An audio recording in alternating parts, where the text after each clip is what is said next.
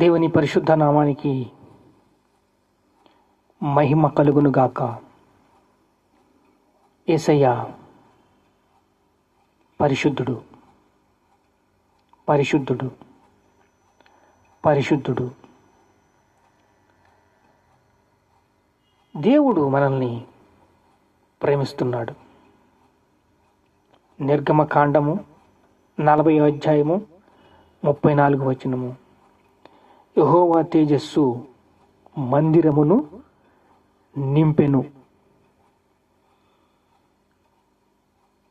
యేసయ్య వాక్యము మన హృదయములో నిండినప్పుడు మనము బగ మండుతాం.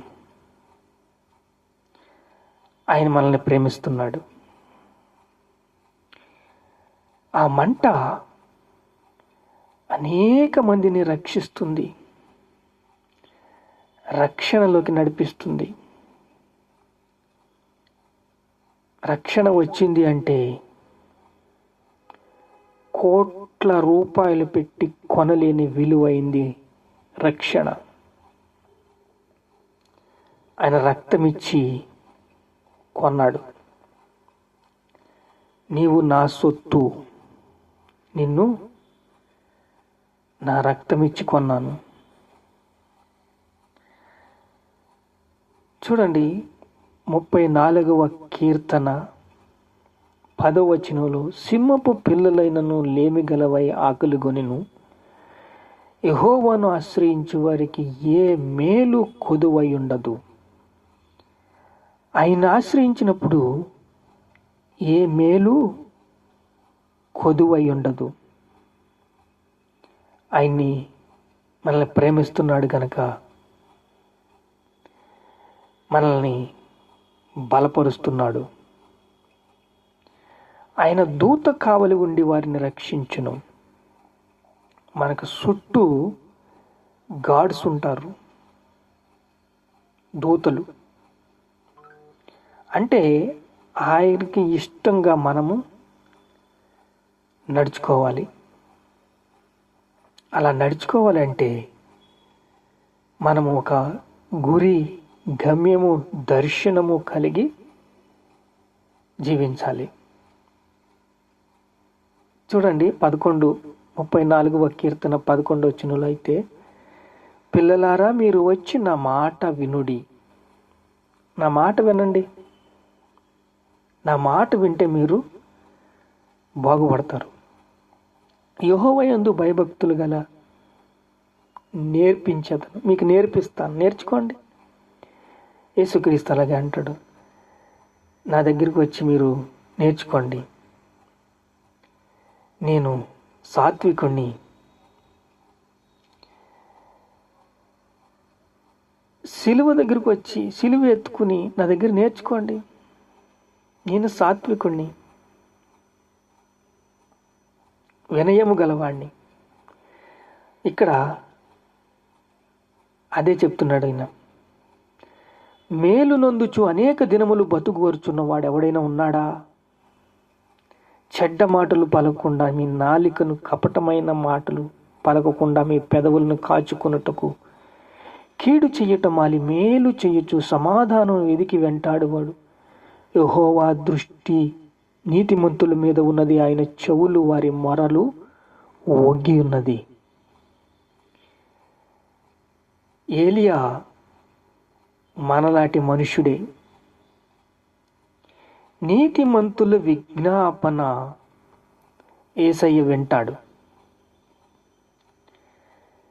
యేసయ్య మనల్ని ప్రార్థన వింటాడు, మనల్ని అబ్జర్వ్ చేస్తాడు. ముందుకెళ్ళినా వెనక్కి మనకు సెక్యూరిటీ గార్డ్స్ ఉంటారు. మనల్ని ప్రేమిస్తున్నాడు, మనల్ని బలపరుస్తున్నాడు. ఆయన ఏమంటున్నాడంటే, కపటమైన మాటలు పలకకుండా నీ పెదవులను కాచుకొనుము. మేలు నందాలనుకుంటున్నావా? అనేక దినములు బ్రతుకు కోరాలనుకుంటున్నావా?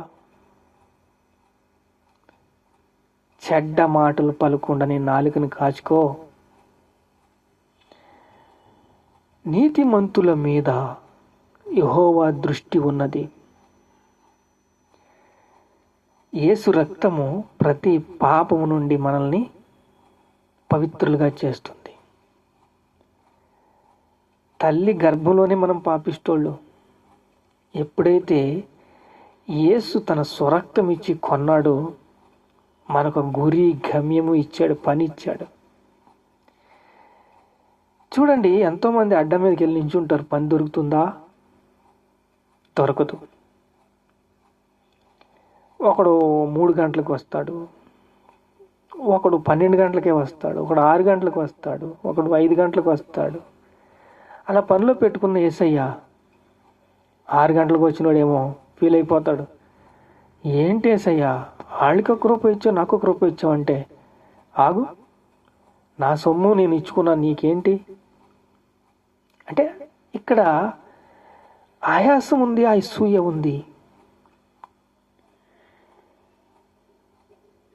కీడు చెయ్యుట మాని మేలు చెయ్యొచ్చు, సమాధానమును వెదికి వెంటాడము. మనకి తీర్పు ఉంది. ఒకరోజు కృపాసనము దగ్గర నించుంటాం. అప్పుడు అడుగుతాడనమాట, 6 గంటలకు వచ్చావా, 3 గంటలకు వచ్చావా, 2 గంటలకు వచ్చావా, 1 గంటకు వచ్చావా, ఎన్ని ఆత్మలు సంపాదించావు, నీకు పనిచ్చిన పని ఏమైంది, ఏ ప్రాసెస్ నడుస్తుంది, నీకు ఇంతమందిని ఇంత శక్తిని ఇచ్చాను. ఎక్కడ కంటికి కనపడదు అది. అంతే. ఎందుకంటే ఎలీషా దగ్గర ఒక పనివాడు ఉంటాడు, గేహజీ. తాను ఏమంటాడంటే, అయ్యా నిన్ను చంపడానికి చాలా మంది వచ్చేసారు. ఎందుకంటే రాజ్యాధిపత్యము ఒక లీక్ అయిపోతుంది. ఈ మాటలన్నీ ఎవరు తెలియపరుస్తున్నారంటే అక్కడ ఒక ఎలీషా ఉన్నాడు, ఆయన చెప్పేస్తాడు. అంతే, ఇట్టే వెళ్తే అలాగే చెప్పేస్తాడు. సమయల్ని కూడా అలాగే అనేవారు. పలానా దుక్కున ఒక ప్రవక్త ఉన్నాడు, చెప్పాడంటే జరిగిపోతుంది.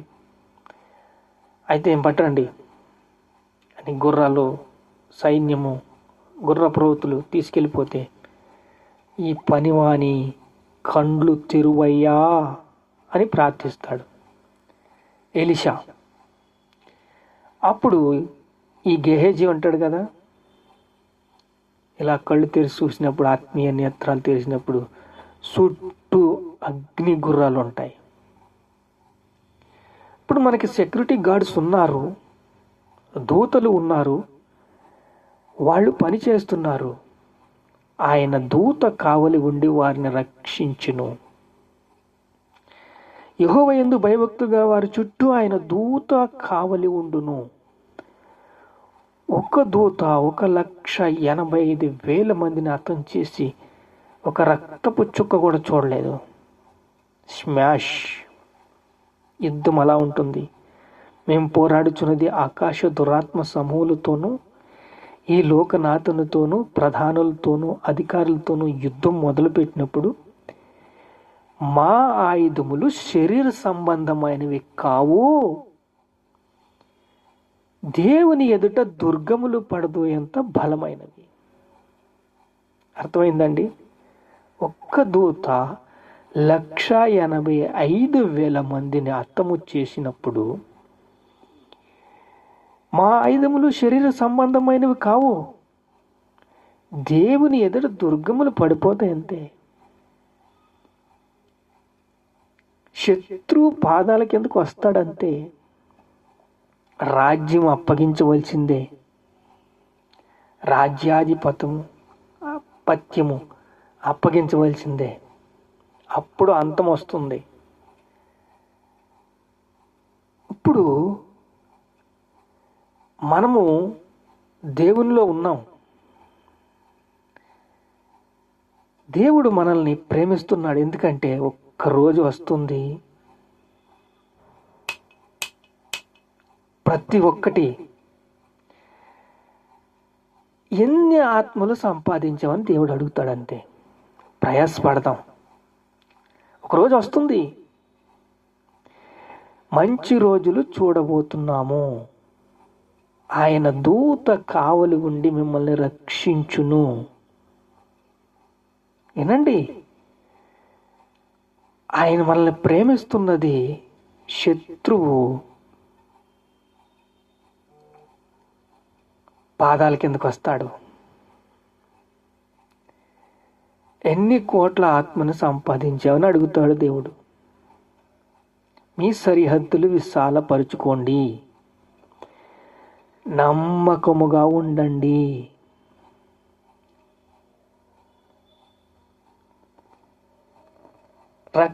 నాకు రక్షణ కావాలని కొట్లాడతారు.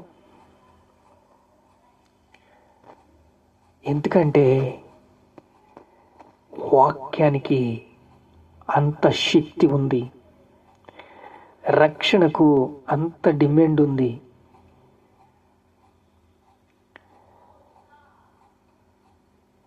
యెహోవా ఉత్తముడని రుచి చూచి తెలుసుకోండి, ఆయన ఆశ్రయించు నరుడు ధన్యుడు. ఆశ్రయిస్తారు, పరిగెట్టుకుని వస్తారంతే. వాక్యం కావాలి, మాకు వాక్యం కావాలి. ఎరికో గోడలు కూలిపోనియండి, ఎర్ర సముద్రం 2 పాయలుగా అయిపోయిందండి. ఇలాంటి అద్భుతాలు చూస్తారు. ఎందుకంటే యేసు రక్తం సకల పాపముల నుండి మిమ్మల్ని పవిత్రులుగా చేస్తుంది.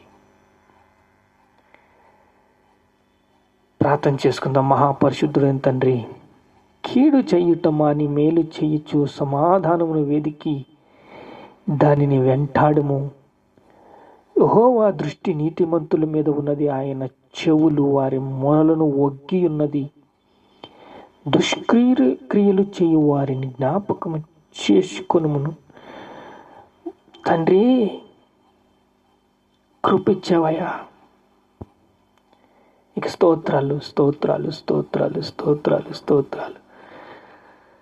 ఘనత, మహిమ, ప్రభావాలు మీకే చెల్లిస్తున్నాము తండ్రి. ఆమేన్.